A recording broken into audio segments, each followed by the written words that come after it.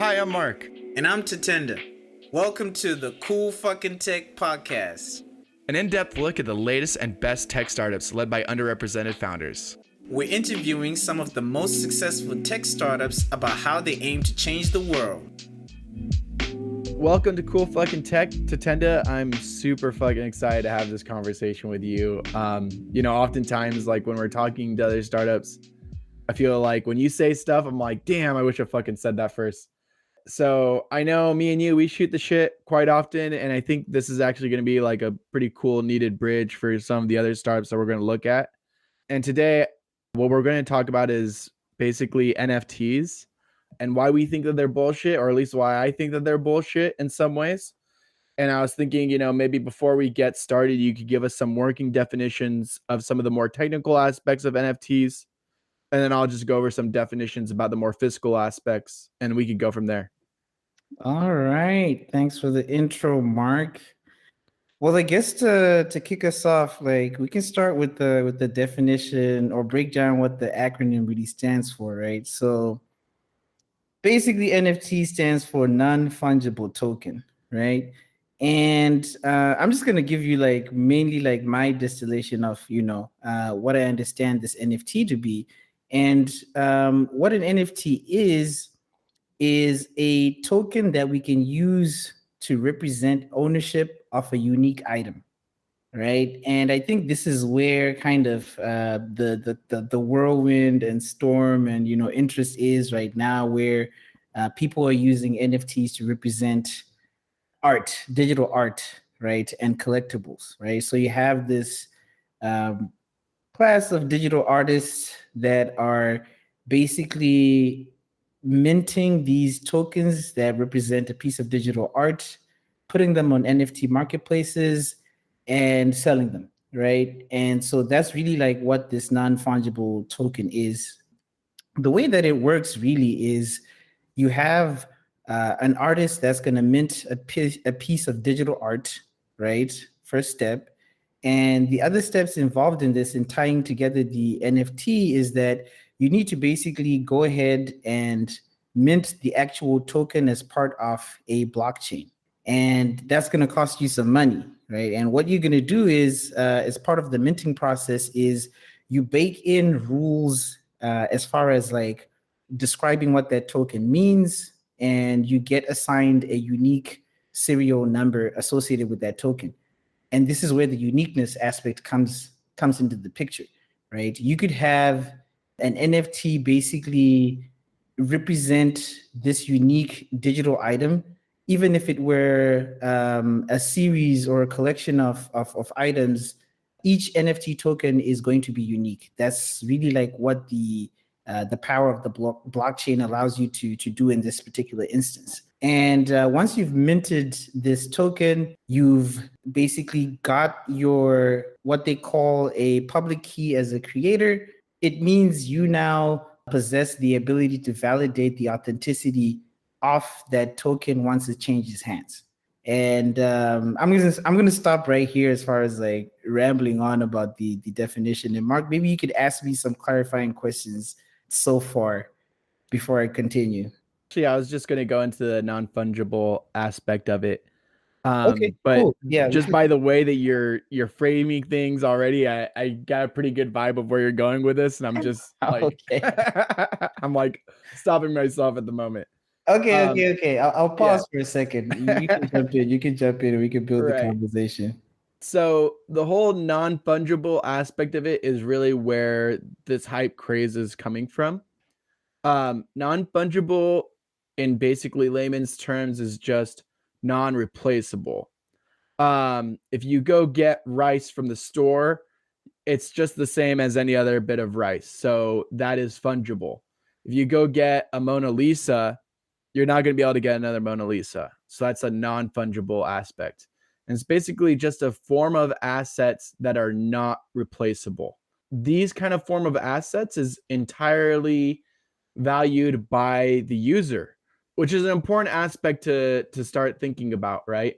So when somebody calls something art, that already is a pretty ambiguous kind of theoretical thing, right? Like, what is art? Especially when you go to like modern art museums, you really start questioning yourself, what the fuck is art? And so on and so forth. And another aspect is, like, let's say I have these pair of Nikes I really like. I say to myself, hey, if I get a new pair of Nikes, it's not replacing this pair of Nikes. Then even though that Nike is somewhat replaceable on the market, it's not replaceable to you, because, you might have some good memories with those shoes or whatnot. So yeah, I think that's like all the working definitions we need to have for our listeners. Do you think there's any other ones? I don't think so. I wanted to talk about the blockchain, Oh, but really? Yeah, go for it. man, that's like a whole podcast in itself, right? Right. But I think it suffices to know that there is a way to basically verify the authenticity of this token, Right. right? Yeah, I do think that is pretty And core. the interesting thing about the technology that the NFT is built on is that the blockchain is essentially an append-only ledger that's distributed, right? So every machine within the network has a copy of the ledger or the database of transactions, right? And this is where like the whole decentralized, the notion of it being a decentralized network, not having one single server comes from, right? And so that is really like, I guess like one of the selling points of, this crypto in general and these NFTs, where they're saying that we can use this distributed ledger and we can use all these computers and these cryptographic computations to verify the authenticity of transactions and to verify the authenticity of your non-fungible token, and basically track its exchange throughout perpetuity, throughout time. So that could possibly be enough as far as like the underlying technology is needed, and then we can start talking about applications, because this is where like I guess the fun really begins, and where these use cases start taking off, and where we start seeing some play within the market, and how people actually start making money from NFTs. Right. Actually, I think that's pretty core mechanically to how these things are valued, and I'm really glad that you brought that up.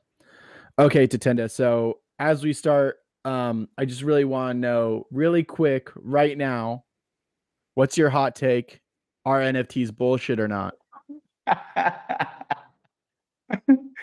So they are and they are not bullshit at the same time.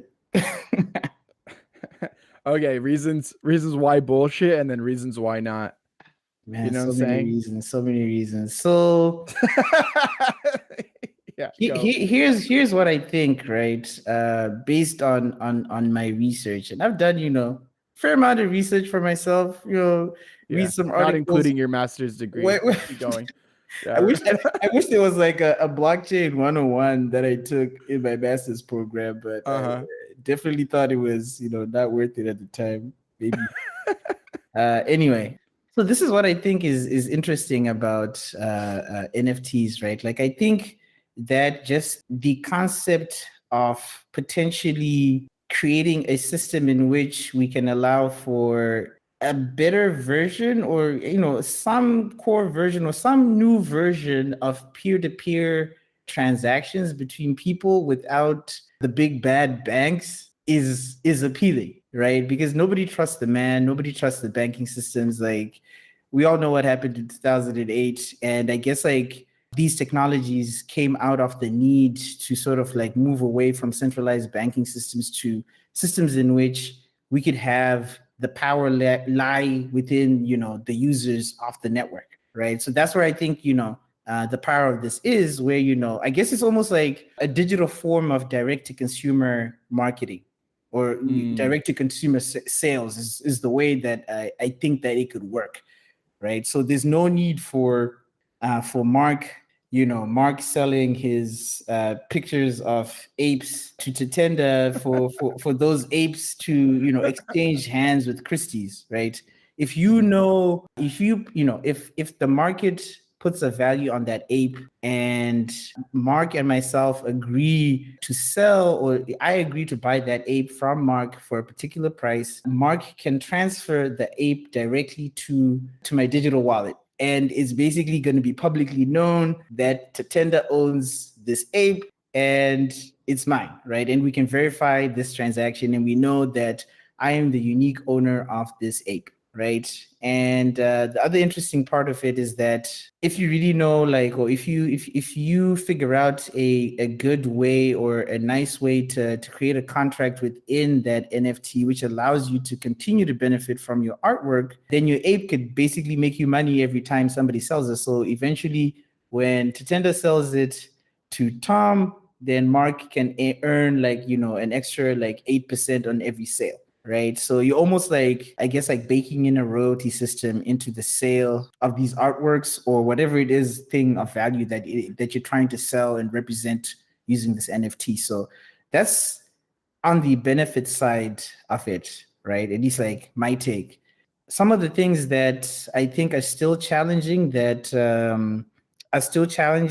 for adoption by like every man on the street is that for you to actually mint the NFT, you need crypto. You know what I mean? So it costs you a certain amount of crypto for you to be actually able to mint an NFT token, right? So it's not going to be cheap for you, Mark. After you've drawn your ape and you want to create an NFT token, it's not going to be cheap for you to just put it out there on a marketplace, right? It's gonna cost you some money in terms of cryptocurrency to actually be able to mint that particular NFT token. So if you are not able to make back your money from the sale of the token, then you could be in a tight spot, and that's really like where the volatility and I guess like downsides of this of the NFTs are, at least like from my perspective. It's not really a game that people with not a lot of money can play quite easily, unless of course, like you have the ability to absorb some risk and take some chances on minting your own NFTs. But that's kind of like the part of it which I'm like, I'm not sure that everybody should be throwing all their money into like minting their own NFTs or actually, trading in them, unless, you've done a considerable amount of research and what you're doing. And you've talked to your financial advisor, of course. Which is not us. Which is not us, by the way. We are not giving financial advice at all. Yep. So, yep. Disclaimer. I got my MBA to know that the first thing I gotta say to people is, I'm not your financial advisor. Hey, we can put that. We can stick that at the front of the episode. Okay, so I'm gonna get really fucking meta here, but not meta like Facebook. I think NFTs are bullshit on so many more levels than that, and I think there's some like fundamentally fucked up things about NFTs. So one is the decentralized system at which it exists on. Is just, when you say cost, you're talking about cost to the artist or cost to the seller, right? And that's a very real cost, and I'm not being diminutive towards that. But in a much more real form, there's a cost to humanity, which is the electrical cost to have to uphold this system of decentralized currency. And it's incredible like how runaway the electrical costs are for cryptocurrency. I was reading like the other day that cryptocurrency right now, the electrical cost of the transaction is literally more than the entire electrical cost than like 2 or 3 Siberias. So whole countries are consuming less electricity than like this decentralized banking system, if you will, right? And as we're talking about the impact of electricity and how 90% of it is coming from fossil fuel, we're really just global warming to create bored apes on our computer and bragging about how we own it. And that brings me to the next point about it, right? Which is, it's something kind of like inherently wrong, right? The whole thing about the internet, and one of the greatest things about the internet was how easily it is to share things.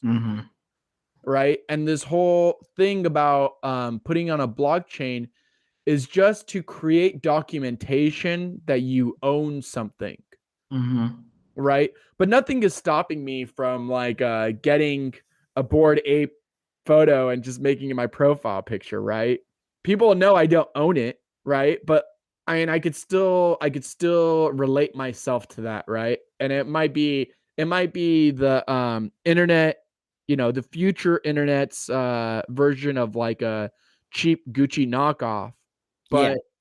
But you know what I'm saying? But I mean, it's just so easy, bro.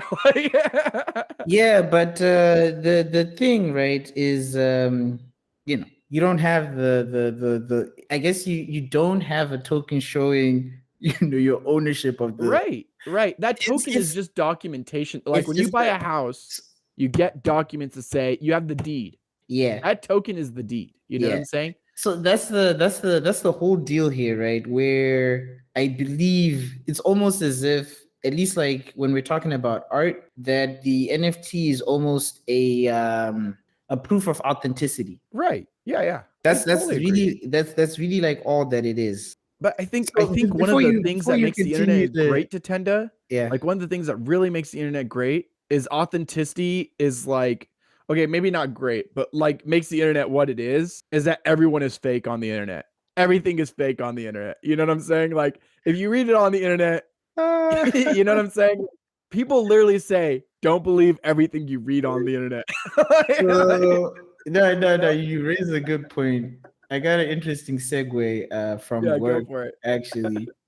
For C++ programmers out there, there's this website called, I think it's C++reference.com. And people look at this website as like a C++ Bible. But all that it is just, it's a wiki which anyone can edit. I'm not kidding, man. Like I used to think of this as like, and then like, one of my coworkers was like, oh, I'll show you like all the edits that I did to C++ reference.com. Like just this week, after all these discussions that we had, I updated it, and I'm like, what? But that's the interesting part about, like, I guess the web, or at least like this current version of the internet that we have, right? Like people don't realize this, but anybody is free to contribute to the internet in its current form, right? And who knows what the next version of the web will look like. And I guess this is like that turning point that we're at, where we're thinking, or the discourse is Web3 and these blockchain based technologies going to revolutionize the internet? Like, is that the next version of the internet, really? Like, Right, that's really right. like what this whole thing is about. Right. Like we're at the start of like the next thing. Yeah. So I got two things to say Yeah. right about that. So one is like art. Let's just take art. I'm just gonna put NFTs on the side for a second, right? Art you cannot own truly. What do You know you what I'm mean? saying? Like art's manifestation is a continual innovation. A good artist steals, So that's just the nature of art. Art is a recreation of the previous thing, right? And then the other aspect of it is it's going back to ownership, right? Which is, what does that ownership allow me to functionally do with that art? See, when I own a painting, I get to put that fucking painting wherever I want. I get to put it in my living room, Mm-hmm. and everyone that walks into my living room sees I Mm-hmm. own this painting. Now, when I own an NFT right now, like with the environment, with the way that the internet is now, with the way that internet is structured, with the environments that I'm interfacing with, an NFT really doesn't privilege me to do something functional. So one of the things I will say is, when the internet develops, which is kind of a funny thing to say, right? When the internet develops into which there's environments in which an NFT is meaningful, then I could see an NFT starting to really have value that's not speculative like it is now, right? So like, let's say, 10 years from now, they got the metaverse, and, I get to play whatever RPG, and my NFT is actually my cloak or whatever, and my little wizard character. then people I could see like going really crazy for it, and it has like a value that is somewhat realistic, you know what I'm saying? Or it's funny that I said the term realistic when we're talking about something entirely digital, but This is the you know what I'm saying? Like this is the thing. This is the thing, right? Yeah. That's interesting about this turning point is that I think it will also involve a change in the way we think about ah man, this is getting meta. I told you, bro. I told you, dude. Reality. Yeah. Oh, man, what is this? Like, damn. Okay. We're Okay. in a simulation now, boys. There's already, like the whole conspiracy theory that we're in a simulation, and Right. now we're creating another simulation Right. inside it. Dude, this is Right. crazy. But All we're right. giving Mark Zuckerberg the keys to the kingdom in this one, unfortunately. I know. So I guess what I was trying to say, the point I'm trying to make is that it's going to take a series of steps for us to realize what this quote unquote metaverse is supposed to be or will eventually become. And I think it's one of those things where we won't know we're in it until, like we look back into the past and say, oh, in 2021, the NFTs were actually the gateway to creating this new thing. And that was the genesis of, the current state of the internet. Right. I hope this think- like dies out like the MySpace music on your homepage thing died out. You know what I'm saying? Yeah. So Like I'm hoping this is internet.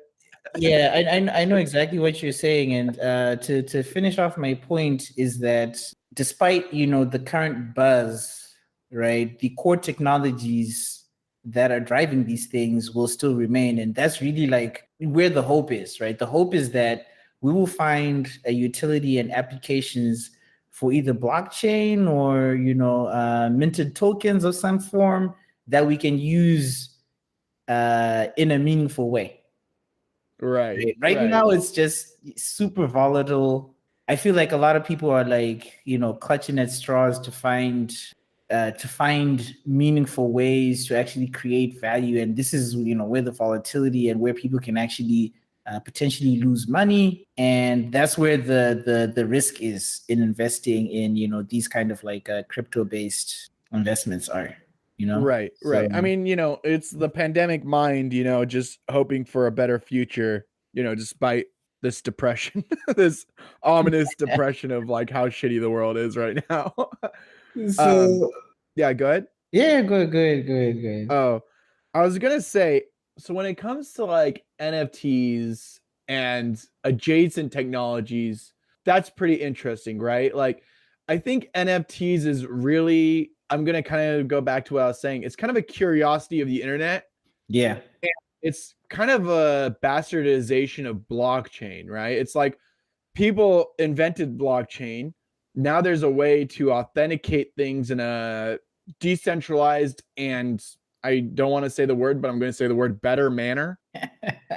You know what I'm saying? Like, but it's really what's going to happen is you're validating the core technology, which is blockchain.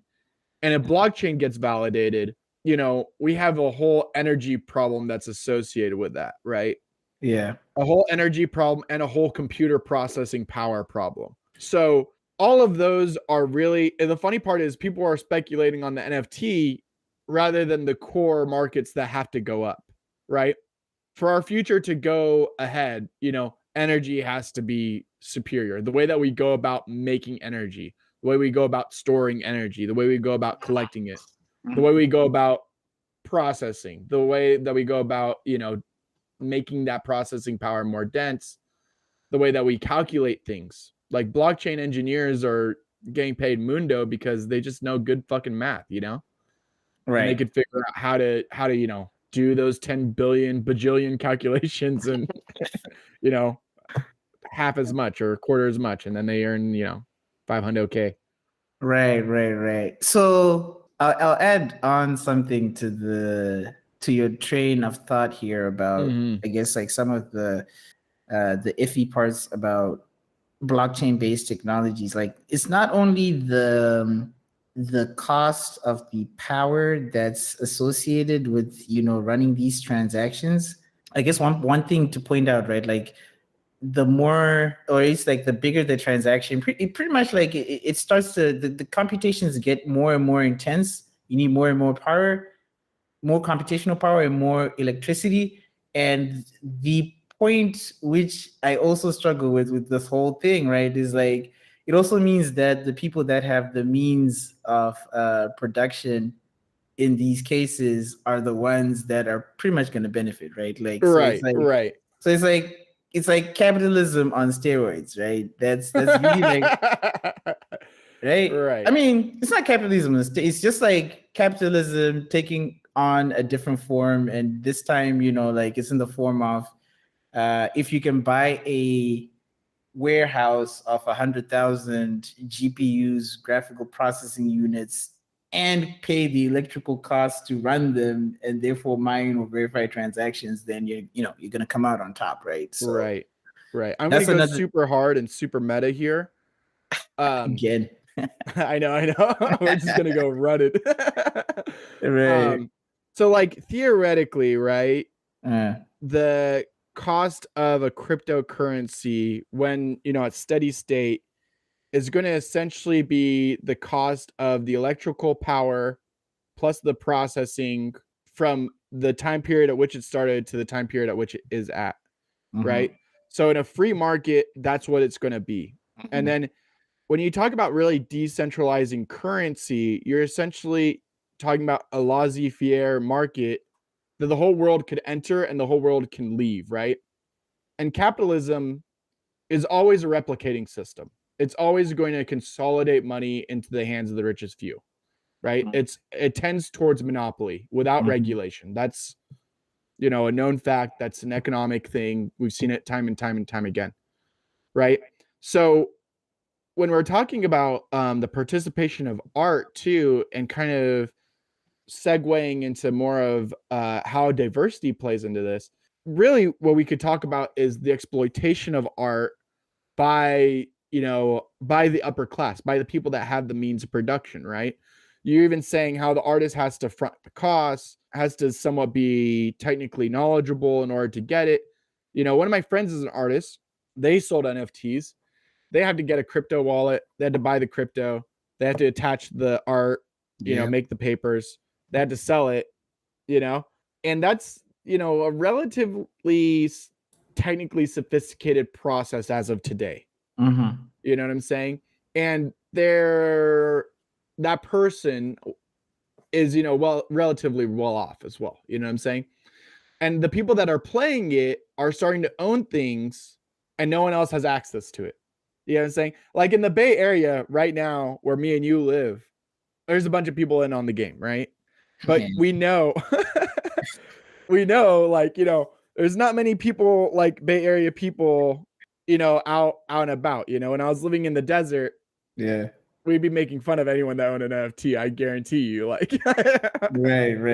Like, so it's an interesting, I really like the fact that you brought up this kind of self-replicating system of the market, right?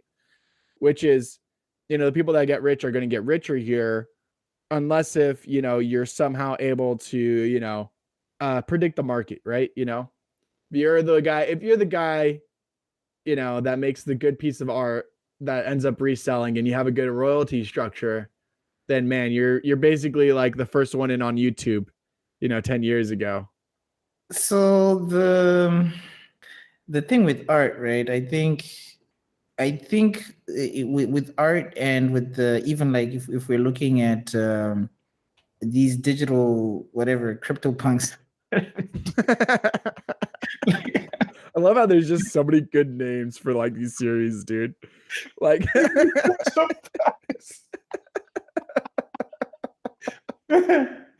Hey, gotta be serious.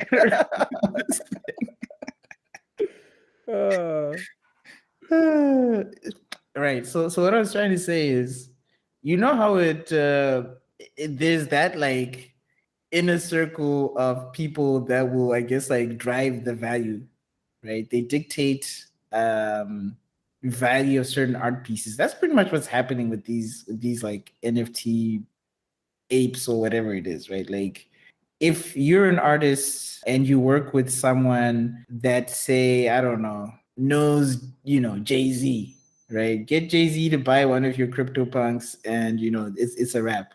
Doesn't matter what it costs you to mint these things, right? Yeah. There's already value based on the fact that you had you had Jay-Z buy it or Madonna buy it or whatever it is, right? And that's really like yeah, it's not I don't know, like people can form their own opinions of this, but I feel like it's something that was already happening within the art industry, I believe. I could be wrong. I stand to be corrected, but people will go ahead and manipulate and play all these, I guess, like pump and dump schemes, and that's really like one of the things which is not great about like this current stage in NFTs and crypto that we're in, is that there are a lot of people scamming innocent, folks. Man on the street. The man on the street is gonna suffer from scammers, right? Because you have like people will come in, they don't even own some of these,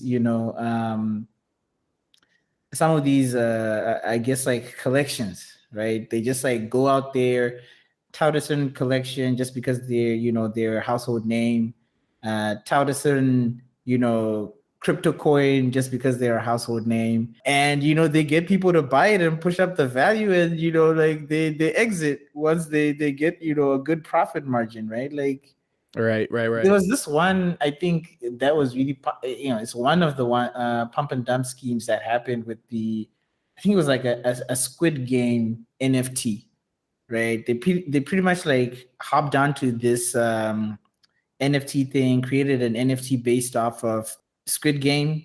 I haven't watched it, but I'm pretty sure everybody else knows what Squid Game is. I haven't watched it either. That's funny. Hey, dude, come on, man. You gotta like. So basically, it doesn't matter what it is, right? So basically, what they did was, and this is totally legal within the I guess like the blockchain and the marketplace that it was sold on. What they wrote into the smart contract backing the Squid Game NFT was that you could only sell it if an equal number of like I forgot the name of the other, I guess like token that was, you basically could only sell it if you had an equal number of a certain other token, right? But then they had the means to creating that certain other token, right? Once they sold all these Squid Game NFTs, they basically just vanished. Oh man. Right. So now you're left holding this NFT token and you can't find this. You're left holding this Squid Game token, and you can't find the backing token or the one that you need to sell one for one for. And basically your thing loses value. Right.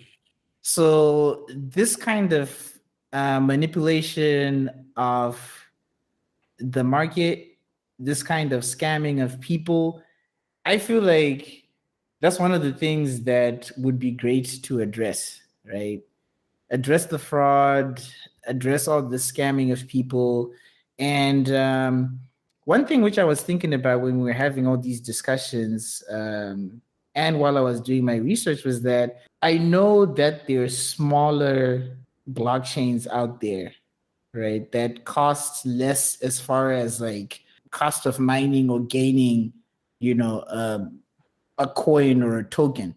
But it also means that like they're less popular, which also means that their value is in pennies, right? Right. But I was just thinking like maybe that could be something that happens in the future, right? Where I wouldn't know like how the tech would work, but just basically cap the size of the blockchain to a point where you wouldn't really have higher costs of generating certain tokens within the network, right? So maybe that might be something that happens, but then you back to the point of like are you then how are you going to generate value from the system if it's Right, that right, right. small, right? Because right now, basically what people end up doing, right, is that they do this thing where they map they map one token from one type of one type of crypto to another,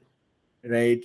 And that's how they basically get like all these fractional tokens, or you basically do exchanges from one crypto exchange to another, which is just, yeah, I don't know, It's kind of just crazy. fuckery. It's just fuckery. Yeah, but so if we were think about this as like a basic market, right? Yeah.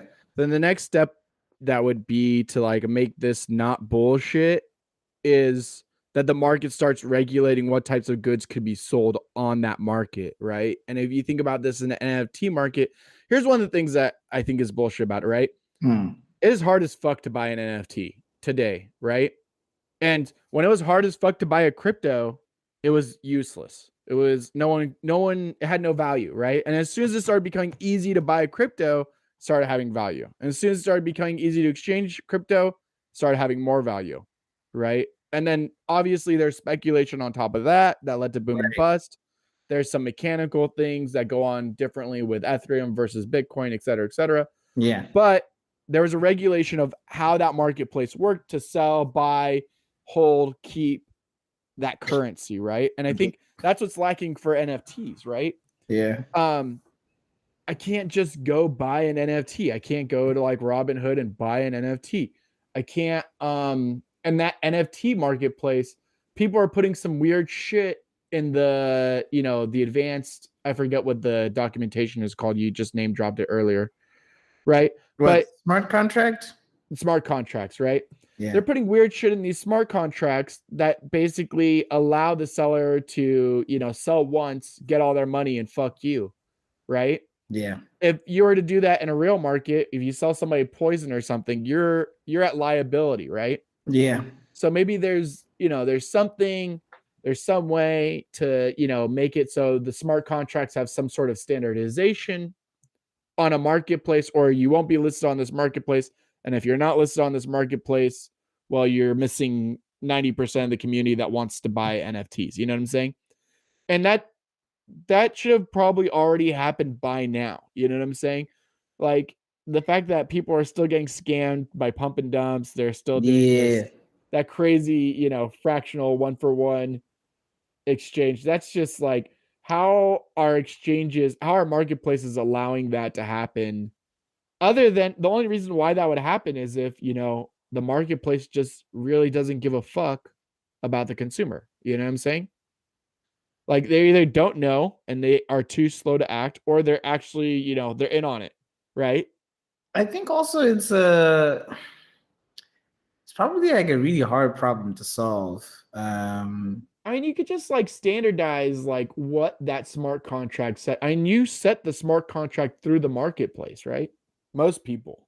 Yes.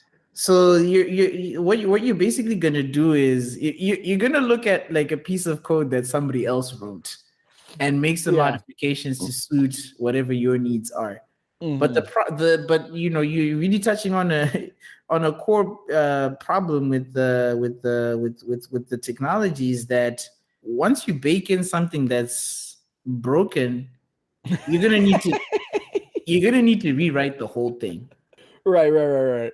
But Like my understanding imagine minting go like, yeah, go ahead. Oh, I was saying my understanding is like, most artists that are out there, like let's just say, let's Parado, like 80% of artists are out there, don't know jack shit about the code. They just kind of attach their art to a code. Yeah, man. And then that is standardized. Yeah. But there's maybe, I don't know. Let's just pick a number out of the hat. Maybe 5% of bad actors that are actually technical savvy enough to write their own smart contract and not use like a generator. You know what I'm saying? Yeah. And like they're the ones that are doing it, right? So like when you say audit code, right? I mean it's one thing if you're like, I guess it's like it's much harder to audit code based on how many possibilities there are. You know what I'm saying? But like if you're limiting down the possibilities of what could be in that contract, then the code would be much easier to audit. Right. I get what you're saying. So, yeah. Anyways, go on. I'm just too excited to talk to you, man. That's it, dude. Thanks, dude. Yeah. Dude, it's been a while. It's been a while. It's been a It's while. been a while. Huh? We should do this more often. Yeah, dude. You know? Maybe like once between every other episode or something. Yeah, I know. Like the filler episodes, you know, hit people with some cool fucking tech, put them on some interesting things. Let me see what I have in my notes. I actually made notes for once instead of winging it. Oh, nice, man. Nice. How's that working for you? I haven't even looked at the notes once. No, I'm like, oh, man. I think this but hey, while you're doing that, I was gonna talk to you about, so like one of the big things I researched for this thing was like how art is valued. And like, you know, because I've saw so many things and I was like, I'm pretty sure art is just valued on what people are willing to pay for it, essentially. And I was watching like all these like modern museums, and they're like, well, there's some cultural perspectives, there's like some insights on, you know, what the society was thinking, what, you know, historical evidence, you know, that might affect the value of art, but by and large it's what somebody's willing to pay for it. Right on. You know, and like when you have these people that are buying like a Squid Game token that has no securities, right? Then it's literally like the best example of just like, yep, somebody's just willing to just fucking risk it all. Like, how much money did they lose? You know what I'm saying? Like, yeah, man. Are you talking specifically about the Squid Game token? yeah, I'm just curious, like how much did they lose right there? I can tell you that the bad actors made away with about 3.3 million US dollars. Damn, dude. I want don't to be know, a like, bad how- actor, bro. I want to be I'm telling you. I'm not sure, like, you know, what the biggest individual loss was. I didn't really like do any research into that, but hey, more or less than Logan Paul on Pokemon cards, though. yeah. It's a lot. It's a lot of, man. People are losing a lot of money, you know. So that's really like one of the conceptual things, like I mentioned earlier, that, you know, I was trying to think about, like, is there a way to solve some of these problems, including, like, you know, scammers scamming the man on the street, hackers hacking into marketplaces like OpenSea, because they know, right? Like, they know the kind of value that's in these tokens. They probably know also that people aren't really, you know, the I guess, like, the technology isn't easy enough to use, and therefore probably isn't secure enough. I was just about to say, like, more on the blockchain end, like there's some real wallet heists going on, you know what I'm saying? Like, that's one of the things I wanted to, I didn't know if we wanted to talk about wallets. It's pretty, I mean, that's pretty deep in the blockchain, but I mean, yeah, fuck it. We're here now. You know what I'm saying? Like, yeah.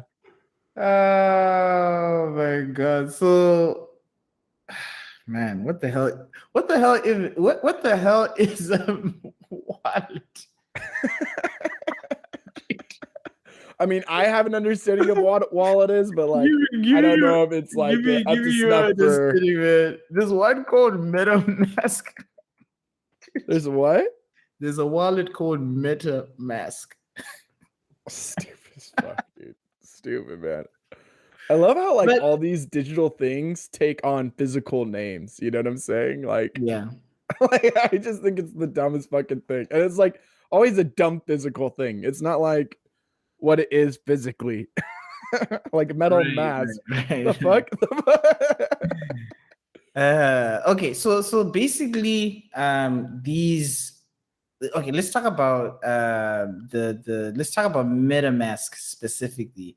Right? So all it is a cryptocurrency wallet which allows Mark and Tatenda to do transactions on the Ethereum blockchain, which is really where mainly most of the NFTs are being minted on, right? So you would go and create your wallet. Your wallet is basically going to follow you everywhere you go on the internet. So if I open my Firefox browser or a mobile app, if I have access to my wallet, then this is your way to interact with the blockchain, right? So if I know where your wallet is, Mark, I can go and drop in a NFT, right, after I've sold it to you, and vice versa. That's pretty much what this wallet is. And it's so funny, right? Like thinking about what a wallet is like it's almost as if it's a cookie. You know how like websites have these tracking cookies that you always opt out of? Yeah. But this is apparently like the cookie that you want to opt into so you can trade on the blockchain. This is that raisin oatmeal cookie you say. Dude. So that's also like one of those points of I feel like one of those points of weakness, right? Like if someone puts something in your wallet, if they figure out a way to get into your wallet, it's going to be very, very hard for you to say, for example, make any corrections, right?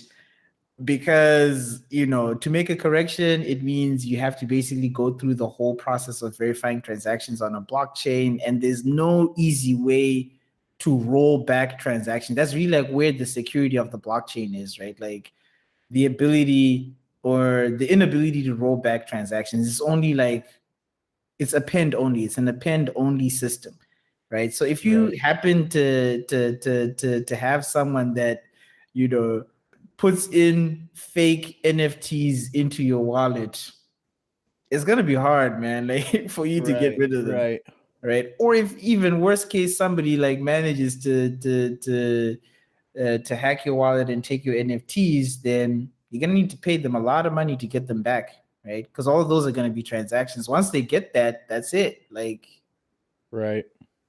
I was actually I was hanging out, drinking for Christmas, hanging out with the uncles and stuff, and sick they were invite, talking. bro. What's up? I said sick invite, bro. Next time you're gonna come over, man. Okay. So they were talking about like basically one of them was saying that the value of crypto is the fact that it's delegitimized money. You don't have to report it, right? And something that you're kind of bringing up, and I was saying that's actually really hurting it because it makes it harder to use essentially in the grand scheme of things, right? And I think something you're bringing up is, these wallets are something so abstract to the common person, right? Like, I don't think I have a full understanding of a wallet, what it means digitally, right? And the fact that that wallet is not associated with me in any way is a really scary fucking concept. Especially, I don't know, man. Maybe I'm just not a baller enough, but like having more than probably like, I don't know, couple thousand, $10,000 in like an actual just digital wallet. That's kind of scary to me, man. Some other people are putting like millions in it. That's really scary because if it's gone, it's gone. Like nothing associates it with you. Like my wallet right now, I don't like having cash in my actual physical wallet, right? Right. And I have my ID in there. So at least I know the person that steals my wallet from me is going to look at my face and say, ha, sucker. Like, you know what I'm saying? Like, at least there's something that actually connects me to it. Like some of these wallets, I mean, yeah, there is some connection to the person, but they're purposefully disconnected. You know what I'm saying? Some of them are on physical spaces and then the hard drive will get stolen. Right. You know what I'm saying? So it's kind of, and that hard drive, there's nothing that says that it's that person, really. You know what I'm saying? Like, it's just kind of crazy to me that, it's going back to what you're saying. If it gets robbed, you're really shit out of luck right now. Right. Like that's really what it is. That's really what it boils down to is like money is good when I know I have ownership of it. And the funny part is that this whole thing is about ownership, right? But there's some sort of abstraction, which is if I get fucked, like it's going to come, it's still my money. You know what I'm saying? Like if my credit card gets stolen and somebody spends a bunch of money on it, I call up my credit card company and I say, yo, dude, I don't even like thongs. Like, what the fuck? You know what I'm saying? Like, give me back my money. And then they just credit you back. And that's it. And my money stays my money. You know Yeah. what I'm saying? Like that can't happen on the Yeah, with the NFT wallets, bro. You know yeah, what I'm saying? that yeah, the MetaMask is yeah, man, that one is tricky. I just say, don't keep a lot of money in that wallet. Buy what Right. you need to buy, and I don't know where the hell you can transfer the rest of your coinage to, but don't keep a lot of money in your MetaMask unless you're like completely secure about your internet browsing activities, and Right. you don't click on these malicious sites, because you will see. This is the crazy thing, right? Like, you will see the address of the wallet. It's like you can see the guys, I guess, like you can see the address of the wallet of the people that would have stolen Uh-uh. your Ethereum. Uh, but then, like, that's it. Like, Yeah. you have no way of getting it back Right. unless Right. you try to hack into their wallet, which just becomes, Right. But they're better than you at it. You know what I'm saying? Like you're gonna get chumped, dude. You know what I'm saying? Like they're out there, they're hiding somewhere, fucking far dude, away. Or dude. and if they're Yeah, not hiding, then they're really fucking good at it. You know what I'm saying? Like he's either yeah, in an man, I apartment know. high rise in London or he's just like out in the middle of fucking nowhere I in a know, I know, tunnel. I know. Yeah, so this is I think, going back to what I was saying at the start, right? It's still early days. Even though the technology is like, is it almost a decade old?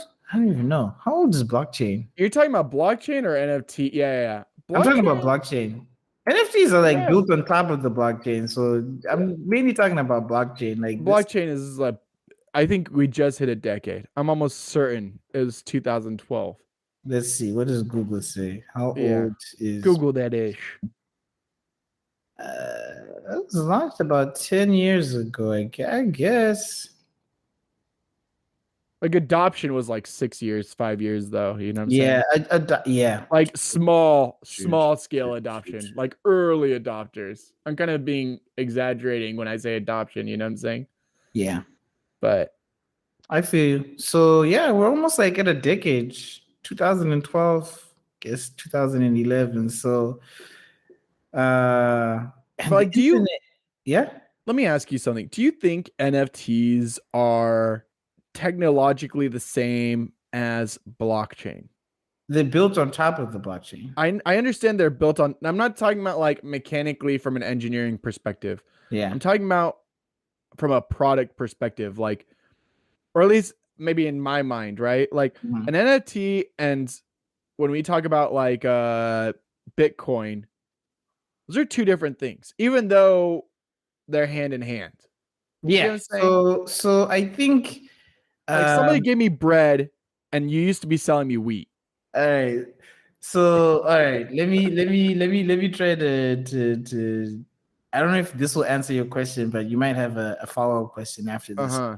So I think the best way to understand Bitcoin is that when they designed the blockchain on which Bitcoin is based, they tried to incentivize people that were part of the blockchain to do good, right? So doing good is running transactions, verifying transactions, all these mathematical computations that keep the blockchain secure, right? And so if you completed this piece of work and you had this, what they call the proof of work, then you were going to get a token, Right, right, right? right, right. And that token is the Bitcoin, pretty much, right? And it's all based on proof of work, right? So you have to do some sort of work to keep the whole network secure, validate transactions, et cetera, et cetera. Then you get this piece of this token, which shows that you've done the piece of work. And then on top of that, you can start, buying and selling. You can buy a piece of pizza, right? And that means your Bitcoin is now worth $12 or whatever it is, right? Because you bought pizza. Now, the difference now with these NFTs is that where their value comes from is different, right? You can mint an NFT, right, which still costs you some sort of computational power, but the value now, like after you've actually minted that and added it to the blockchain, the value is pretty much created in the same way that the Bitcoin is created. It's just that you're directly adding it without needing to basically do this whole proof of work computation associated with it. Right. Okay. So here's what I'm really asking is like when I say it's a separate product, like in a way, if two things are valued differently, then those two things are separate products, right? You get what I'm saying? No, I don't. I guess I don't. Okay. Let me put it like this: if you're willing to pay something different for even the same thing, that thing is inherently different. Okay. Like let's say I give you like Nestle Pure Life water, right? And then I have Essentia. And you tell me that you're going to pay $10 for that Essentia, $2 for that Pure Life water, right? Mm-hmm. They're both water. Mm-hmm. They both got water inside, right? So, and you could look at it and say, oh, hey, they're both water, right? But then you could also say, oh, hey, this is a slight, twist on the water, right? It's a little bit more electrolytes. It's higher pH, so it's more basic. It's better for your health. Some of it's real, some of it's not real, right? But I definitely assigned a different value. Therefore, it is like I'm talking about in a very theoretical way. Therefore, it's a different product. It's not just water anymore. It's Essentia. And I love Essentia. Yeah. You know what I'm saying? Like, so like an NFT, I get it's on the blockchain. I get there's a mechanical way at which the blockchain is valued and worked and incentivized. But an NFT is a twist on water. You know what I'm saying? It's a twist on the blockchain. Yes. So like, and I think a lot of people, let me put it like this too. A lot of people don't say NFT and think Ethereum. That is you raise a really, really salient point there. Right. Yeah. Wow, man. Like, you know how I can tie this back to the Do it. Let's tie it. I love tying it up. Now, man, this gets so meta right now. Think about it this way, right? You could envision or think about you can think about it this way, right? Where crypto, as coins as we know them, Bitcoin and Ethereum, like became too mainstream, right? And we needed a way to pique interest in the same thing, right? By creating like a boutique version of Crypto. Right? So we built this NFT on top of the same technology. And guess what? It still costs you crypto. Get an NFT. Right? Yeah. It really is like Essentia, huh? It's really that's I guess in short, I'm agreeing with you there. Like, when once you break it down to what it really is, it really is Essentia. You're creating a new and niche product, and the value also comes from the uniqueness and the fact that it's a niche product. Right. I fucked up on my question, because I said technology, right? But I mean, I guess in a way it's still a hybridization, because I really don't like, and honestly, me and you have ran into this conversation. Mm. when we were doing this podcast, and maybe it's cool talk about it here, right? Which is, he said cool fucking tech, and then like when we were planning out this podcast, we had this long convo, several long combos. What the fuck is tech? Yeah. You know what I'm saying? It's like we're going back and forth for the longest time. So it's like, and really, tech and art have a lot of things in a lot of people will never realize this, and it's really sad to me. And I can't think of a darker way of living your life than thinking that technology and art are two separate venues. In so many ways, whenever technology is really innovated on, there was some artistic expression that happened. There's some creativity that launched or adjusted or changed. So it's really hard to, distinguish these two things, right? So, if let's just say I understand mechanically the underlying technology is crypto, right? The fact that I attached it to something else and I attach it to something that gets people to trigger on it differently, I think that is somewhat a different technology. You know what I'm saying? It's hard to say like this is this technology only, and that's it. You know what I'm saying? Like, yeah, we could actually have had this whole conversation without talking about blockchain. yeah, we could have. Yeah. But I just wanted us to have a plug the holes a little bit, right? So people can actually make some connections as far as like what NFTs are tied together with the knowledge that they already have of blockchain and cryptocurrencies, and try to make sense of where we are in the larger scheme of things and where we're going. So that's really like why I wanted us to touch briefly on those topics. Right. I think when you're talking about the person on the streets getting scammed because they're just getting, flooded with all these tech terms, and all these terms are so just abstract. I think a big part of this is demystifying what this actually means functionally. You know what I'm saying? Like, and I do think talking about it with reference to the blockchain and casually connecting what that means is very critical. I think that's one of the things that's holding back the NFT market in a way, because people are like, oh, they hear the scary word, they don't understand what the word means, or they try to front like they understand what the word means, and then now they're in a situation that they can't they can't cope with the realities of that situation in some ways. They got tricked. So yeah, I mean, I fucking think it's awesome. I love talking to you, man. It's fucking awesome. Yeah, man.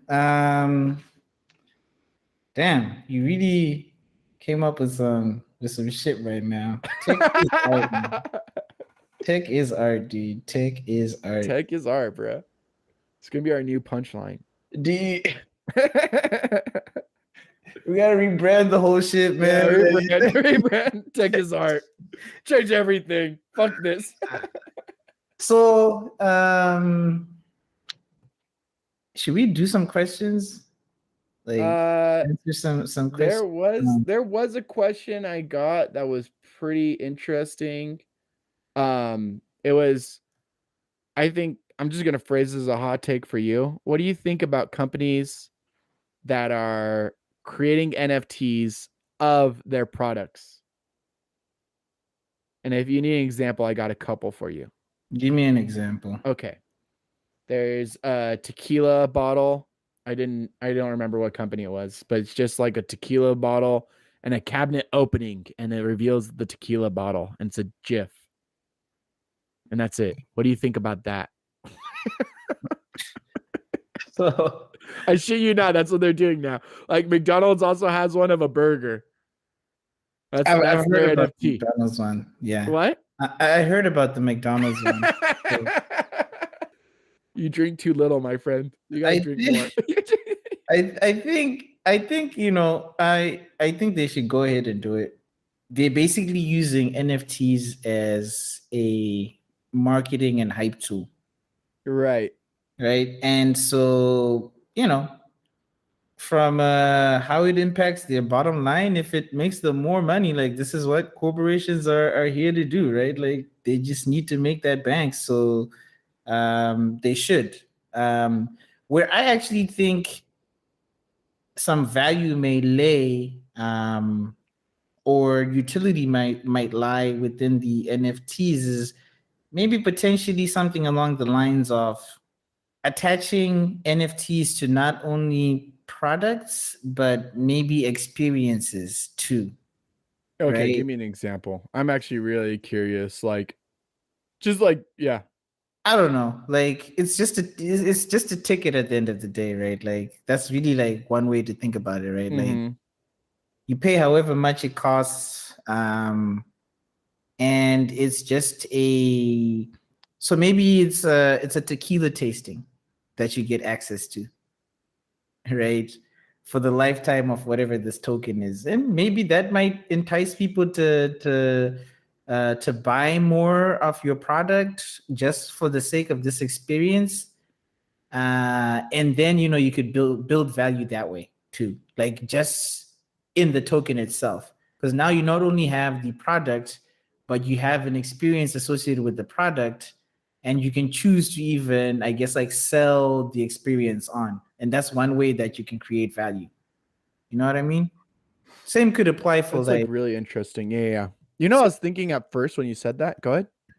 I mean, I was just gonna say that the same could apply for like an artist, right? Assuming that you find a way, a relatively affordable way of minting your NFTs, associate them with your art, and then maybe a part of the value in that is not only the piece of art, but maybe like a tour of, I don't know, the art studio.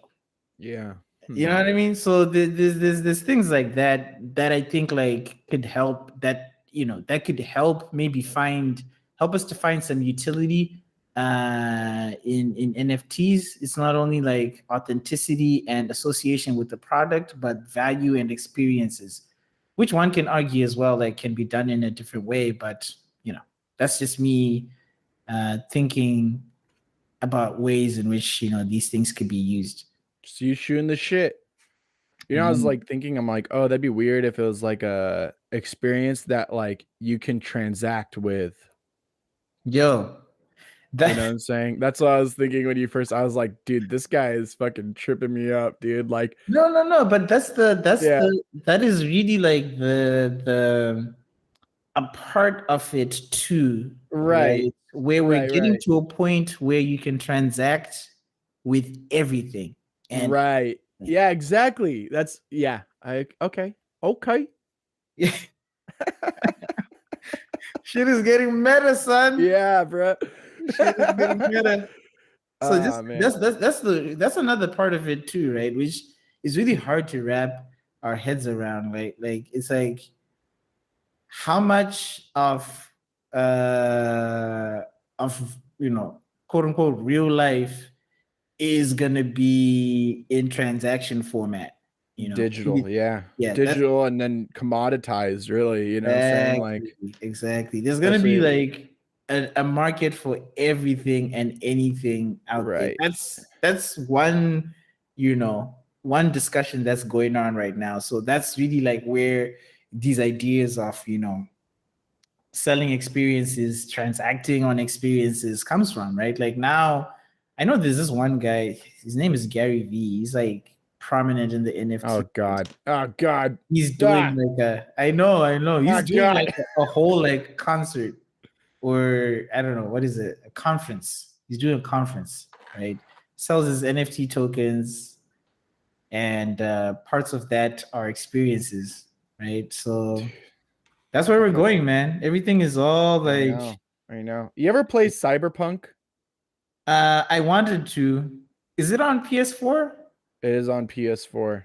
Man, So I should download that. it's based on a book, and the book is like nihilistic as fuck. Yeah. Um, and like one of the things, and I totally see this happening as we go to like experiences. Like they have like neural links and whatnot, and like very sophisticated AR VR spaces. And what they do is they sell, like, there's prostitutes, and they sell the digital experience of being with them. And it's not necessarily just like it's not just sex or whatever. It's also like the experience of having a partner, and like you could live like like a lifetime with that person, experience marriage, experience child rearing, experience like all these happy moments, like going to a park, and you could just have like it play on the highlights only, you know what I'm saying? And it feels real.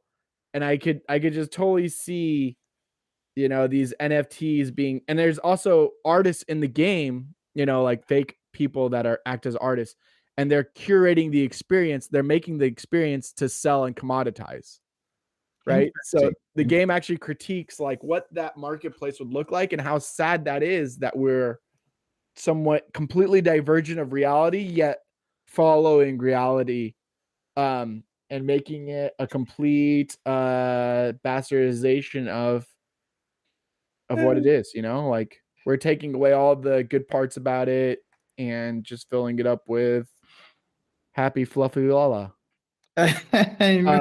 So that's one of the things, that's one of the things you reminded me of when you're talking about selling experiences. This was so I've got another one. Yeah, let's hear it. I think this question was basically this person was basically asking about how NFTs are valued. I think we talked a lot about Oh this. yeah, we definitely killed that one. There's a so here's a quote like for Burden. You're telling me an endlessly replicable ugly monkey drawing or whatever is worth millions? Yes, we are. Yes, you get yours now while stocks last. Yeah. The best part about it is like that monkey drawing is worth more than we will make in our lifetime. Yeah, it's crazy. But if you're listening, I hope we addressed your question. I think we did. I think we Yeah, did. We did. addressed this one. That's We pretty did. good. You got some good ones too. Let me see. That was the main one I had that I was like, oh, Okay, exactly what NFTs are and how any value is attached to them. There we go. Another value question. we killed Pretty that one solid. as well. Pretty solid.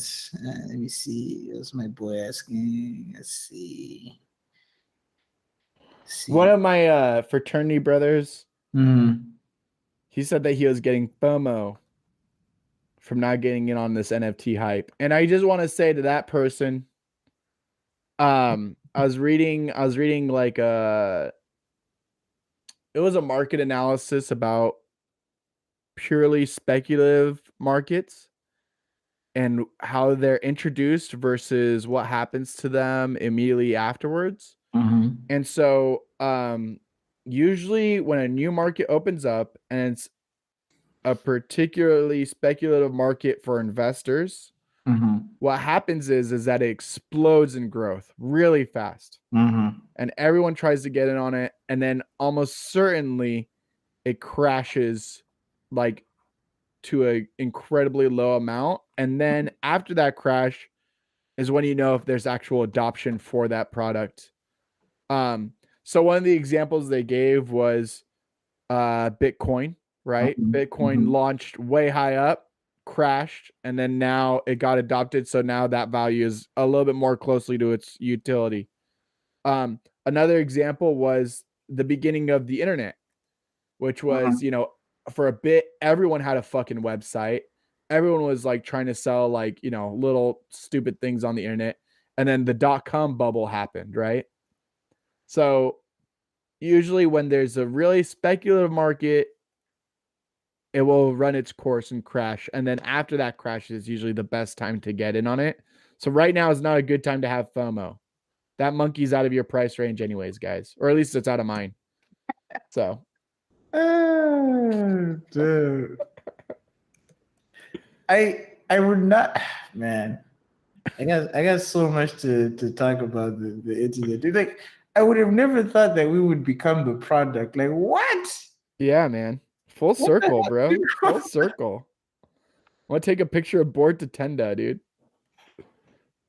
Oh man. This is Web 2.0. I definitely think we need something new, man. Like, I'm tired of, like, me being sold for nothing, man. Like, that's I know, right? that's gotta end, man. Like, come on.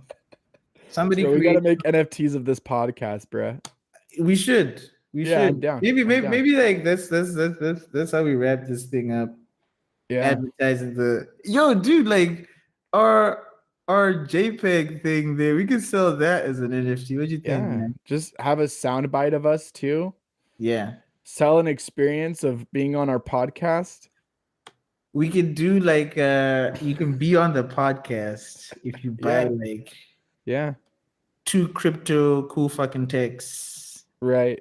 And then you can get on the podcast. $10 million you can only sell if you exchange one other one. And imagine, dude, if we like sold an NFT of us and we didn't have to ever go to work again. Man, I would be so fucking happy. Holy shit. You know what we should do as an experiment? Like, find the cheapest way to make an NFT. You know, I was thinking it'd be cool to do an episode where it's just me and you trying to make an NFT and see if we could do it like on the cheap, under an hour on the cheap, and like just hearing us cuss at each other. We got 30 minutes left. You don't even have the image. Where's the MetaMask? You want to fucking do that quote? Are you fucking kidding me? Oh, man, that'd be great, dude. I feel like maybe like when the technology gets to that point, right? Like where you could just like one click create your NFT and not kill the environment. That's like the utopia. But we'll be too late by then. Then it'll be just like opening up a YouTube page. You know what I'm saying? Like, there's now already 1 billion people doing it. So that's crazy. All right, man. Let's see if we got more questions. Can you check the Instagram thing? I feel like I keep forgetting the password, so just log in and check that out for us, dudes.